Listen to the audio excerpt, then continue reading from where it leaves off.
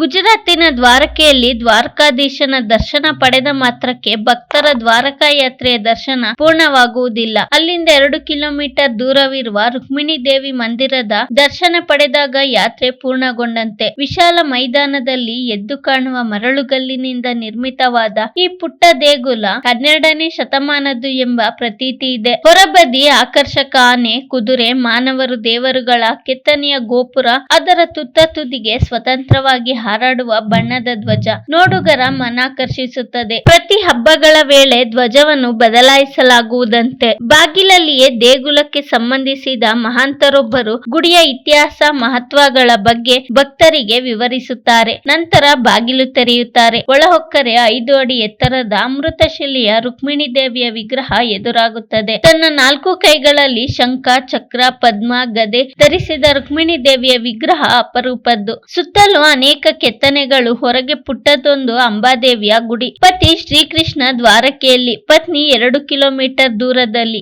ಈಗೇಕೆ? ಇದಕ್ಕೊಂದು ಇತಿಹಾಸವಿದೆ. ಒಮ್ಮೆ ಕೃಷ್ಣನಿಗೆ ತಮ್ಮ ಯಾದವ ಕುಲಗುರು ದುರ್ವಾಸ ಮುನಿಗಳನ್ನು ಅರಮನೆಗೆ ಕರೆತಂದು ಅವರ ಸತ್ಕಾರ್ಯಗೈಯಬೇಕೆಂಬ ಬಯಕೆಯಾಯಿತು. ಪತ್ನಿ ರುಕ್ಮಿಣಿಯೊಡಗೂಡಿ ಮಹರ್ಷಿಗಳ ವಾಸಸ್ಥಳ ಪೀಂಡಾರಕ್ಕೆ ಬಂದು ಅವರಲ್ಲಿ ತಮ್ಮ ಬಯಕೆಯನ್ನು ಹೇಳಿದರಂತೆ. ದುರ್ವಾಸರು ಮೊದಲು ಒಪ್ಪದೆ ಹೋದರು. ಇವರಿಬ್ಬರ ಒತ್ತಾಯಕ್ಕೆ ಮಣಿದು ಬರಲೊಪ್ಪಿದರಂತೆ. ಆದರೆ ಒಂದು ಕರಾರಿನ ಮೇಲೆ. ದುರ್ವಾಸರ ರಥವನ್ನು ಆನೆ, ಕುದುರೆ ಮತ್ತಿತರ ಯಾವುದೇ ಪ್ರಾಣಿ ಎಳೆಯುವಂತಿಲ್ಲ. ಶ್ರೀಕೃಷ್ಣ ಆನಂದದಿಂದಲೇ ತಾನು ಮತ್ತು ರುಕ್ಮಿಣಿ ರಥ ಎಳೆಯುವುದಾಗಿ ಹೇಳಿ ಒಪ್ಪಿಸಿದನಂತೆ. ರಥ ಸಾಗಿತು. ಭಾರಿ ಬಿಸಿಲು. ರಥ ಎಳೆಯುತ್ತಿದ್ದ ರುಕ್ಮಿಣಿ ಬಾಯಾರಿಕೆಯಿಂದ ಬಳಲಿ ಪತಿಯಲ್ಲಿ ನೀರಿಗಾಗಿ ಬೇಡಿಕೆ ಇಡುತ್ತಾಳೆ. ಭಗವಂತ ತನ್ನ ಬಲಗಾಲ ಹೆಬ್ಬೆರಳನ್ನು ನೆಲಕ್ಕೊತ್ತಿದಾಗ ಗಂಗೆ ಚಿಮ್ಮುತ್ತಾಳೆ. ದಾಹ ತಣಿಸಿಕೊಂಡ ರುಕ್ಮಿಣಿ ರಥ ಎಳೆಯಲು ಆರಂಭಿಸುತ್ತಾಳೆ. ಪ್ರಮಾದವೆಂದರೆ ತಮ್ಮ ಅತಿಥಿ ದುರ್ವಾಸರನ್ನು ದಾಹದ ಕುರಿತು ವಿಚಾರಿಸದಿದ್ದದ್ದು. ಕೋಪಾವಿಷ್ಟರಾದ ದುರ್ವಾಸರು ಕೆಳಗಿಳಿದು ಅವಳನ್ನು ನಿಂದಿಸಿ,